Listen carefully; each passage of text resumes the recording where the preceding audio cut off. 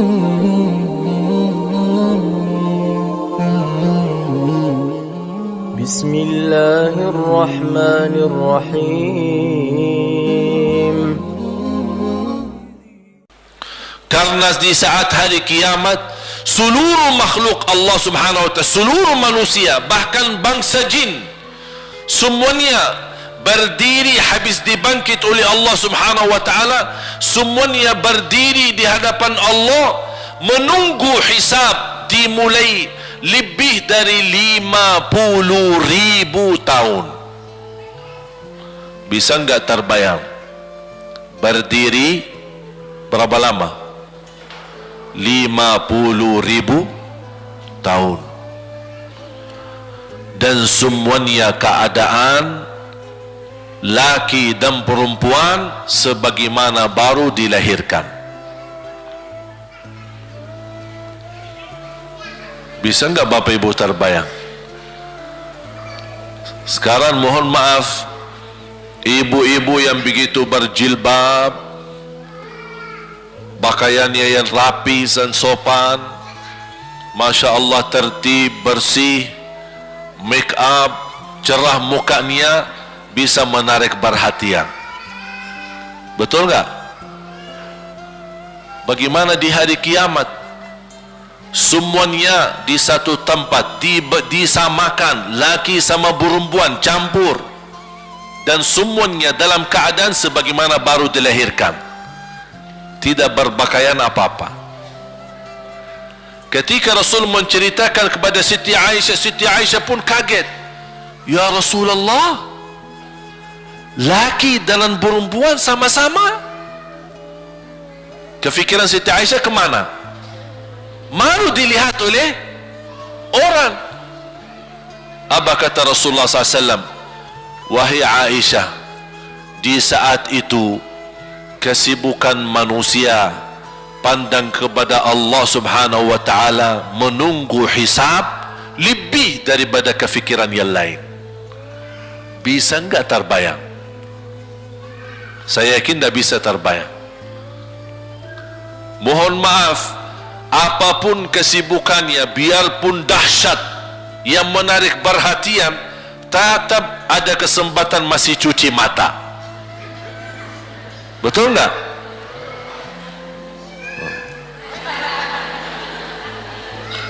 Tapi kalau di hari kiamat beda keadaannya. Apapun yang saya jelasin tidak akan mungkin Bapak Ibu bisa bayangkan, karena itu bukan dahsyat lagi, tapi di luar batas kemampuan kita. Makanya Siti Aisyah sebagai manusia wajar kalau terkejut. Ya Rasulullah, kami dan laki-laki sama-sama. Rasul maklumi fikiran Siti Aisyah sebagaimana memaklumi fikiran kita yang sama. Tapi ternyata kalau di sana beda. Makanya di saat itu belum lagi matahari didekatkan. Disebut dalam hadis mil, 1 mil. Di dalam satu hadis 1 mil adalah, kalau untuk dalam mata itu kan berapa ukurannya? Berapa senti ya? Sangat kecil. Betul? Kalau dalam bahasa Arab itu namanya mil. Berarti ukuran nanti di hari kiamat kita berdiri 50.000 tahun dan mataharinya dekat seperti ini. Di riwayat mil bukan yang itu maksud, tapi adalah ukuran perjalanan 1 mil. Kira-kira 1 mil cukup jauh? Sama, kurang lebih berapa kilo? 1,5 kilo? Ya, kurang lebih 1,5 kilo. Sekarang jutaan kilometer kita merasa panas. Sudah ada AC, sudah ada kipas, sudah ada ujang, sudah ada ini, tapi merasa begitu panasnya. Itu jutaan kilometer. Bagaimana kalau 1,5 kilo? Makanya Rasul menggambarkan nanti di hari kiamat, yang biasa di dunia kalau kita keringat dari atas ke, kalau di hari kiamat terbalik, keringat kita dari bawah ke atas. Ini tergantung dosa kita. Kata Rasulullah, ada yang kirinatnya sampai ke mata kaki, ada yang sampai ke lutut, ada yang sampai ke paha, ada yang sampai ke perutnya, ada yang sampai ke dadahnya, ada yang sampai ke lehernya, bahkan ada yang sampai merasa sudah sesak nafas, ingin melamatkan diri supaya tidak tenggelam di dalam kirinatnya sendiri. Dalam keadaan itu 50.000 tahun. Di situ manusia sudah merasa gelisah, sudah cukup merasa tersiksa. Semua larinya, penolong siapa yang bisa menolong kita? Kita minta tolong kepada siapa yang bisa menyampaikan hajat kita kepada Allah supaya mulai hisab? Karena sudah kita tidak kuat lagi. Semuanya larinya kepada Nabi Adam, Nabi Ibrahim, Nabi Nuh, Nabi Musa, Nabi Isa. Semuanya jawab yang sama, nafsi, nafsi, Allahumma sallim, sallim. Ya Allah, selamatkan diriku sendiri. Tak ada yang urus anak, istri, suami, keluarga, apalagi manusia lain. Sama keluarganya saja dia lari. Tak ada. Nafsi, nafsi, diri sendiri, ya Allah selamatkan. Diri sendiri, ya Allah selamatkan. Diri sendiri, ya Allah selamatkan. Nabi Adam jawab begitu. Suruh, barangkali Nabi Nuh bisa bantu kalian. Datang kepada Nabi Nuh, nafsi, nafsi, Allahumma sallim, sallim. Datang kepada Nabi Musa, nafsi, nafsi, Allahumma sallim, sallim. Datang ke Nabi Isa, nafsi, nafsi, Allahumma sallim, sallim. Sampai terakhir Nabi Isa berkata, ada satu, saya rasa dan yakin dialah yang bisa memberi bantuan. Dia tunjukkan, itu dia, namanya Muhammad sallallahu alaihi wasallam. Bayangkan semua manusia ini ada sekarang yang masih hidup berapa miliar, kita tidak bisa dihitung berapa jumlah penduduk bumi. Bayangkan dengan umat terdahulu semua dikumpulkan dan semua menarah satu arah kepada Nabi Muhammad, minta tolong, ya Rasulullah, ya Muhammad, ya Habib Allah, tolong syafaatkan. Barangkali dengan bantuanmu, doamu, syafaatmu, bisa ini mulai dihisab supaya terselesai siksa yang kita hadapi. Begitu mereka datang, apa jawab Rasulullah SAW? Allahumma sallim, sallim, ummati, ummati. Ya Allah, selamatkan umatku, umatku. Fikirannya umatnya, bukan istrinya, bukan anaknya, bukan orang tuanya, bukan siap, umatnya. Umatnya dia fikirkan. Kemudian dia sujud di hadapan Allah Subhanahu wa ta'ala. Kata Rasulullah, di saat itu aku bersujud, Allah gerakkan lidahku untuk memuji Allah dengan kata-kata pujian yang tidak pernah makhluk pun sebelumnya sebutkan pujian itu. Artinya pujian yang Allah anugerahkan untuk Nabi Muhammad, sebelumnya tidak ada satu makhluk pun yang bisa mengucapkan, hanya Nabi Muhammad, dan hanya di saat dia sujud di hadapan Allah di hari kiamat. Allah biarkan beberapa lama, habis itu Allah berkata, ya Muhammad, irfa' ra'sak wasal tu'ta washfa' tushaffa'. Ya Muhammad, angkatlah kepalamu dan silahkan minta apapun, aku berikan. Silahkan beri syafaat kepada siapapun, aku terima syafaatmu. Langsung dia berkata, ya Allah, kasihan manusia, mohon segera dihisab. Baru mulai dihisab, turun kitab-kitab. Ada yang mengambil kitabnya dengan tangan yang kanan, itulah bahagia. Ada yang mengambil kitabnya dengan tangan kiri. Dia berusaha sembunyikan tangan kirinya karena dia malu kalau kitabnya diterima dengan tangan kiri. Dia sembunyikan tangannya yang kiri ke belakang. Larinya buku amalannya ke belakang dan langsung nempel di tangannya. Tak ada yang bisa lari di hari itu. Semua amalan, buku amalannya dibuka oleh Allah, dan akan Allah mulai menghisabkan kita satu persatu. Tak ada kelompok-kelompok, tak ada bendera, tak ada ormas, tidak ada kelompok, tidak ada pimpinan, masing-masing. Benderanya kita apa? Buku amal. Dan Allah manggil kita bernama satu-satu. Ibu, sini, datang. Kata Rasulullah sallallahu alaihi wasallam, yuhasibullahu al-abida laisa bainahu wa bainahu turjuman. Allah akan hisab hamba-hambanya satu demi satu, bersatu-bersatu, dan tidak ada penerjemah. Jadi tidak bagi terjemah, translate. Ya Allah, saya tidak mengerti bahasa Arab, saya tidak mengerti bahasa, ya Allah, gimana ini, saya butuh translate atau acara supaya bisa bantu saya lulus dari hukum. Tidak ada. Yang hakim Allah, keputusannya Allah, yang menentukan Allah, mahkamah yang dikuasai Allah, hamba di hadapan Allah, saksi semua, tangan saksi, mata saksi, lidah saksi, kaki saksi, buku amal saksi, malaikat saksi.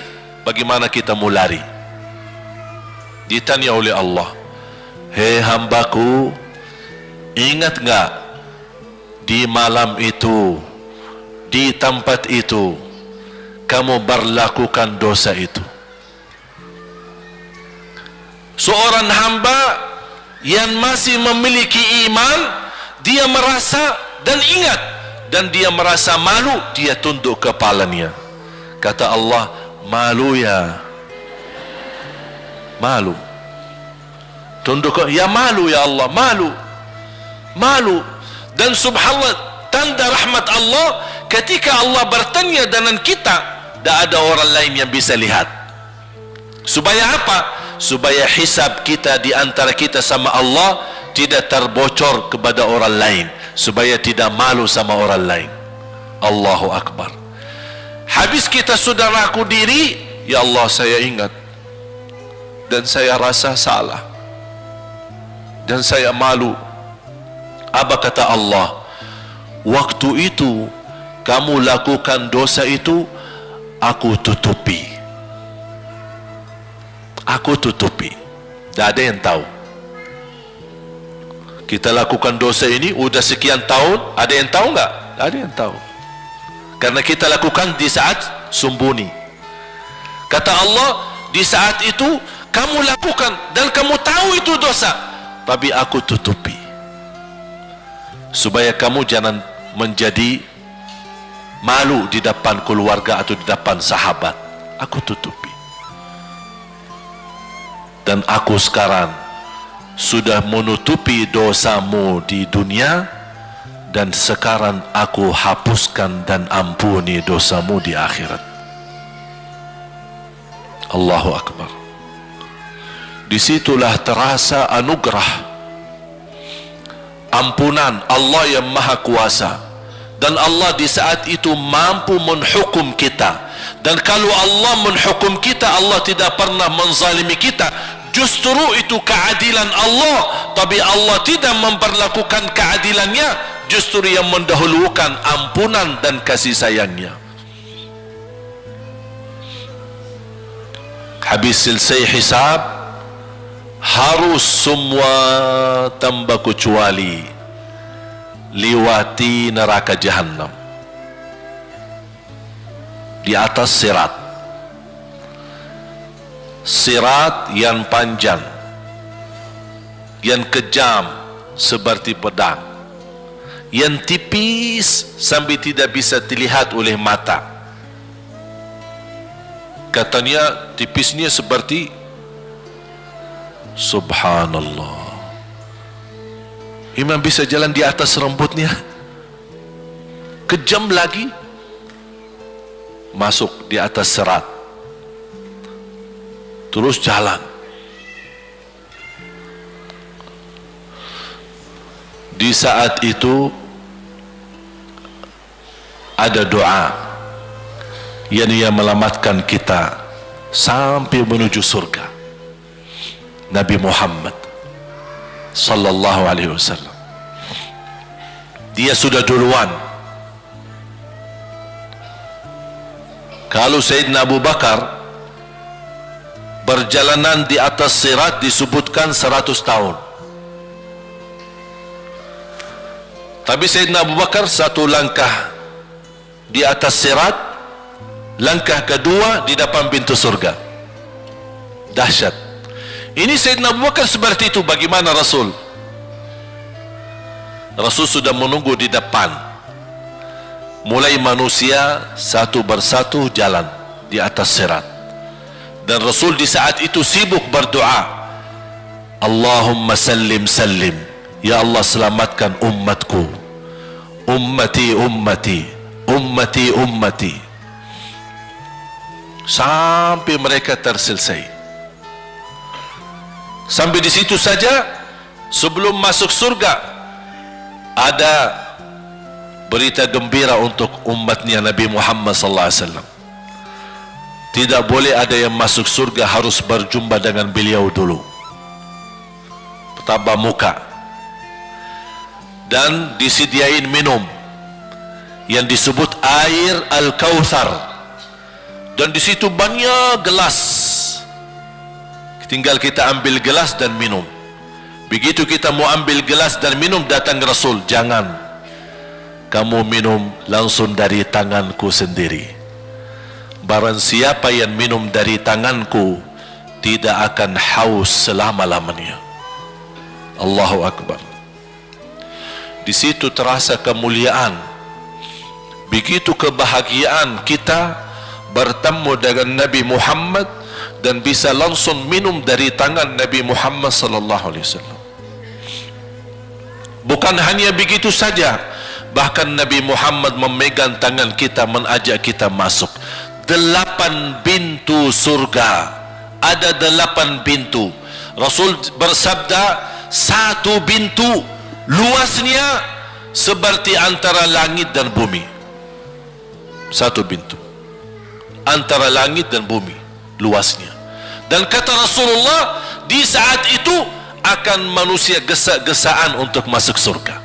Itu tanda apa? Banyak yang akan masuk. Mudah-mudahan kita terhitung dari yang banyak. Begitu ahli surga masuk, kira-kira Rasul berhenti? Ahli surga sudah masuk, sudah aman? Tidak. Rasul balik lagi, keluar dan menuju dari langkah sirat yang pertama, melihat ada enggak ternyata ada di antara umatnya yang tersisa yang dosanya terlalu banyak, gesa-gesaan di jalan, merangkak di jalan sampai jatuh di dalam neraka. Rasul mana mereka? Masuk ke neraka.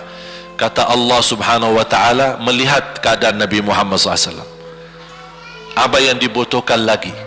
Kata Rasul, ya Allah, saya tidak akan puas masuk surga sampai hamba-hambamu yang ada di neraka, umatku, diselamatkan.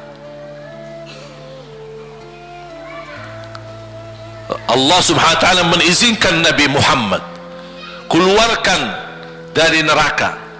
Dia keluarkan. Sudah cukup ya Nabi Muhammad? Tidak cukup ya Allah, masih ada lagi. Diambil lagi, dikeluarkan, diambil lagi, dikeluarkan. Artinya dari umat Nabi Muhammad yang masih banyak dosanya, yang masih banyak kelewatannya sama Rasulullah, yang tidak pantas memberi kemuliaan kepada Rasulullah SAW, dapat pula syafaatnya Nabi Muhammad.